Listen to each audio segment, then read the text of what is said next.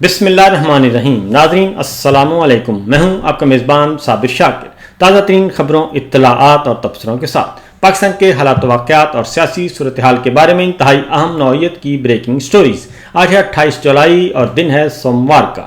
متحدہ عرب امارات نے اردلی سرکار کو کیا بڑا سارا انکار. مغربی میڈیا نے کیا پردہ چاک اور چین نے مانگ لیا فیلڈ مارشل سے حساب. حکومت نے ڈالے دہشت گردوں کے سامنے ہتھیار اور مریم کے پنجاب میں ہوئے 270 بچے ہلاک. یہ ہیں آج کی اہم نوعیت کی سٹوریز. اب ہم آپ کو اس کی تفصیلات سے بھی آگاہ کرتے ہیں. اور پہلی سٹوری سب سے امپورٹنٹ جو میرے نزدیک ہے وہ ہے field marshal general Asim Munir صاحب کا دورہ چین. اور یہ دورہ چین انتہائی نازک وقت میں ہوا، ایسے وقت میں کہ جب پاکستان اور چین کے درمیان بہت زیادہ مس انڈرسٹینڈنگز اور شکوک و شبہات پائے جاتے ہیں، کیونکہ چائنا پاکستان کا ہمیشہ سے بہت ہی قابل اعتماد اور اسٹریٹجک پارٹنر رہا ہے. اور خاص طور پہ حالیہ 2 لڑائیوں میں بھارت کے ساتھ 2019 اور 2025 میں چائنا نے پاکستان کے ساتھ بھرپور طریقے سے اہم نوعیت کی اسٹریٹجک کوآپریشن کی، جس کی وجہ سے بھارت کو منہ کی کھانا پڑی. اس کے علاوہ چائنا اس وقت سب سے بڑا انویسٹر ہے پاکستان میں اور سرمایہ کاری $60 ارب سے تجاوز کر چکی ہے. عالمی تجارتی روٹ میں پاکستان چائنا کا اہم ترین شراکت دار ہے، جسے عرف عام میں سی پیک کہا جاتا ہے. جبکہ بیلٹ اینڈ روڈ انیشیٹو میں بھی چائنا پاکستان کو انتہائی اہمیت دیتا ہے. لیکن اس کے باوجود جو field marshal general Asim Munir صاحب کا دورہ امریکہ اور خاص طور پہ پریزیڈنٹ ٹرمپ کے ساتھ جو ظہرانہ ہوا، لنچ ہوا، اس کا بل، اس کی قیمت بہت زیادہ ہے. اسی لیے چائنا کی طرف سے بہت زیادہ کولڈ شولڈر دکھایا جا رہا تھا. اس لیے field marshal general Asim Munir صاحب کو خود چائنا جانا پڑا. اب چونکہ ہمارے ہاں جو میڈیا ہے وہ مکمل طور پہ وہاں پہ سنسرشپ عائد ہے اور سرکاری سچ اور سرکاری جھوٹ کے علاوہ کچھ نہیں بتایا جاتا، اور کانٹینٹ ہر طرح کا کنٹرولڈ کانٹینٹ ہے. اس لیے اب خبریں آ رہی ہیں مغربی میڈیا سے. فیلڈ مارشل کو حالیہ دورے میں چینی حکام کے سخت سوالات کا سامنا کرنا پڑا اور چین کا ایک بار پھر پاکستان میں موجود اپنے شہریوں کی سیکورٹی اور تحفظ کا مطالبہ کیا ہے، کیونکہ سی پیک کے منصوبے رکے ہوئے ہیں. اور فیلڈ مارشل عاصم منیر نے جو گزشتہ ہفتے چین کا دورہ کیا، انہوں نے چینی وزیر خارجہ سے وفد کی سطح کی ملاقات کی. پاک بھارت جنگ اور صدر ٹرمپ سے ملاقات کے بعد یہ فیلڈ مارشل کا پہلا دورہ چین تھا، جبکہ حقیقت میں ہونا پہلا دورہ چین فیلڈ مارشل کا چین کا پہلا دورہ ہونا چاہیے تھا. لیکن وہ گئے امریکہ اور وہاں سے صدر ٹرمپ سے انہوں نے ملاقات بڑی توگ و دو کے بعد کی. تو اس لیے عالمی ذرائع ابلاغ کے مطابق اس دورے میں فیلڈ مارشل کو چینی وزیر خارجہ کے سخت سوالات کا سامنا کرنا پڑا. برطانوی خبر رساں ایجنسی رائٹرز کی رپورٹ کے مطابق ملاقات میں چینی وزیر خارجہ نے فیلڈ مارشل سے ایک بار پھر پاکستان میں چینی منصوبوں پر کام کرنے والے چینی شہریوں، چینی انفراسٹرکچر اور چینی کمپنیوں کے تحفظ اور انہیں بہترین سیکورٹی فراہم کرنے کا مطالبہ کیا. رائٹرز کی رپورٹ کے مطابق گزشتہ برس اکتوبر میں کراچی ایئرپورٹ پر چینی شہریوں پر ہونے والے حملے کے بعد چین نے پاکستان میں اپنے شہریوں کے تحفظ کے لیے چینی فورسز تعینات کرنے کا مطالبہ کیا تھا. لیکن پاکستان نے بڑی کوشش کے بعد چین کو اپنے اس مطالبے سے پیچھے ہٹنے کی درخواست کی، جسے چین نے مؤخر کر دیا. لیکن مضبوط یقین دہانیاں حاصل کی تھیں کہ آج کے بعد چائنا کے جتنے بھی انجینئرز ہیں، شہری ہیں، ان کا تحفظ کیا جائے گا. لیکن اس کے بعد پھر چینی شہریوں پہ، چینی انجینئرز پہ، خاص طور پہ جو سی پیک سے، بیلٹ اینڈ روڈ انیشیٹو سے اور اسٹریٹجک جو پروجیکٹس ہیں ان کے ساتھ جڑے ہوئے جو چینی انجینئرز ہیں ان پہ پھر حملے ہوئے. اور اس کے بعد چینی منصوبوں کی سیکورٹی کے لیے چینی فورسز لازمی تعینات کرنے کا پھر مطالبہ زور پکڑ گیا. لیکن پاکستانی حکام نے بڑی یقین دہانیاں اور ضمانتوں کے بعد چین کا یہ فیصلہ مؤخر کرا دیا. چند ماہ کے بعد چین کی جانب سے پاکستان میں سیکورٹی کی صورتحال پر دوبارہ تشویش کا اظہار کرنا تجزیہ کاروں اور واقفان حال کے مطابق کافی معنی خیز ہے۔ اس ملاقات کے بعد چینی وزیر خارجہ کی جانب سے جاری کے اعلامیے میں بھی روئٹرز کی اس خبر کی تصدیق ہوتی ہے، جس کے مطابق چینی وزیر خارجہ نے ملاقات میں کہا کہ پاکستان کے دہشت گردی کے خلاف اقدامات اور عزم کی چین بھرپور حمایت کرتا ہے، اور ہم پر امید ہیں کہ پاک فوج پاکستان میں چینی شہریوں اور منصوبوں کے تحفظ کو یقینی بنائے گی۔ چینی وزارت خارجہ کے اعلامیہ کے مطابق ملاقات میں field marshal general Asim Munir نے چینی حکام کو یقین دلایا کہ پاک فوج پاکستان میں چینی اہلکاروں، منصوبوں اور اداروں کی حفاظت کو یقینی بنانے کے لیے تمام وسائل بروئے کار لائے گی، اور ہم دونوں ممالک کے درمیان انسداد دہشت گردی کے خلاف تعاون کو فعال طور پر آگے بڑھانے کے لیے تیار ہیں۔ چینی حکام نے فیلڈ مارشل کی توجہ ان مسائل کی طرف دلائی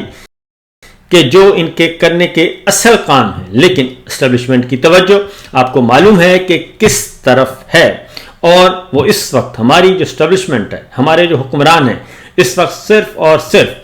صدر ٹرمپ اور امریکہ کی خوشنودی حاصل کرنے کے لیے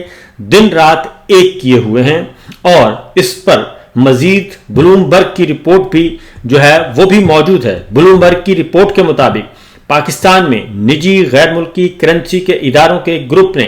اس ہفتے ایک انٹیلیجنس شعبے کے سربراہ یعنی میجر جنرل فیصل نصیر سے ملاقات کی تاکہ مقامی روپے کی گراوٹ پر بات چیت ہو سکے۔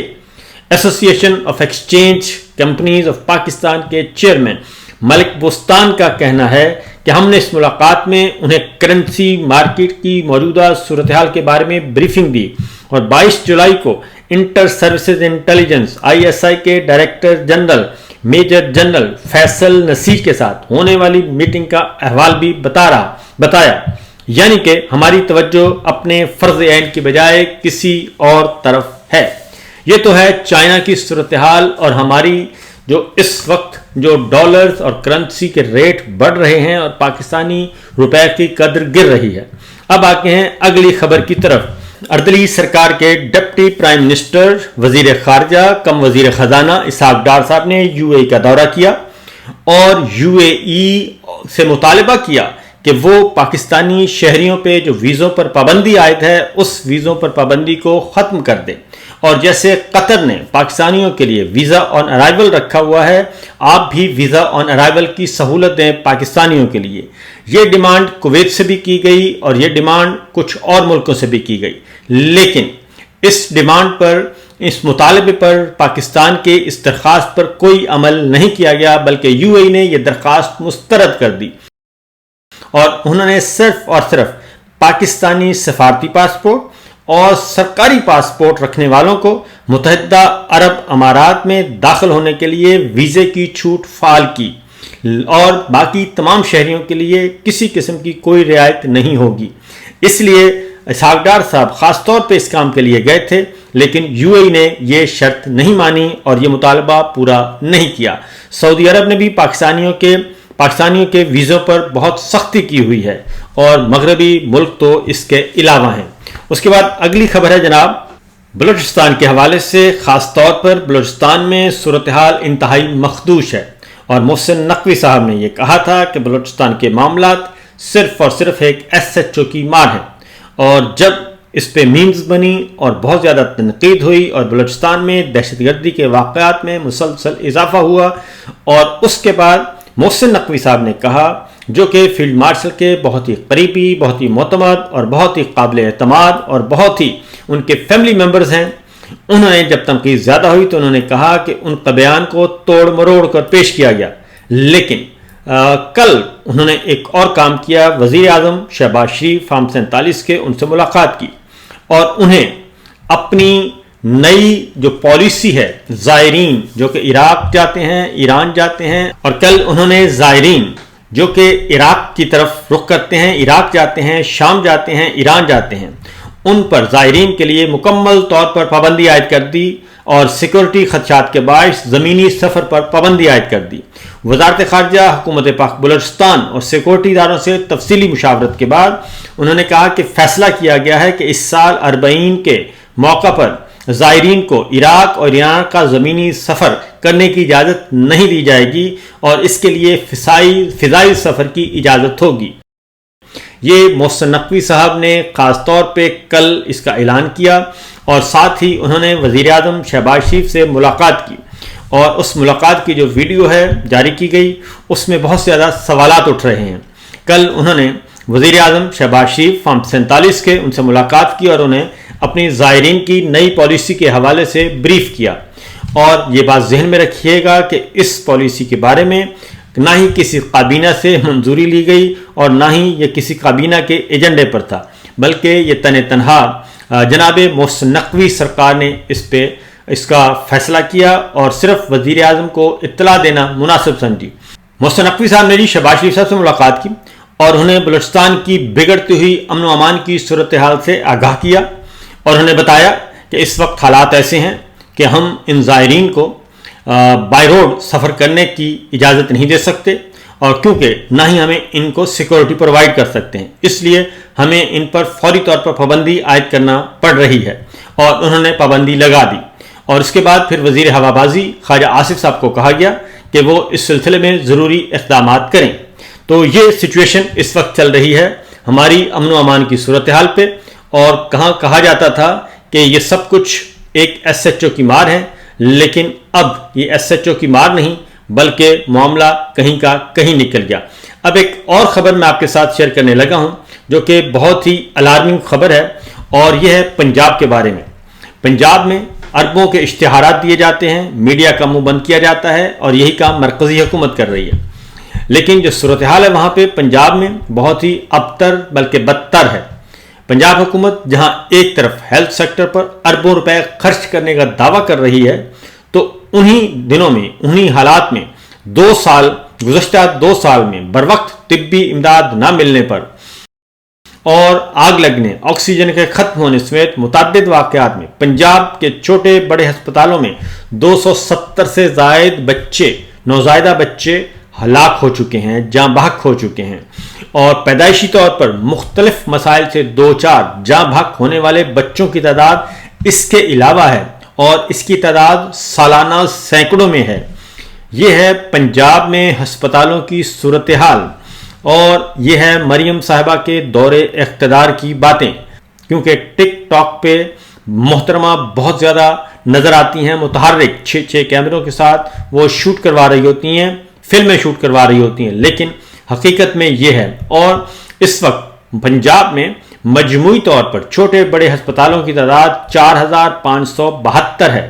اور دیگر کی تعداد 136 ہے، پرائیویٹ ہسپتال اس کے علاوہ ہیں، لیکن ان ہسپتالوں میں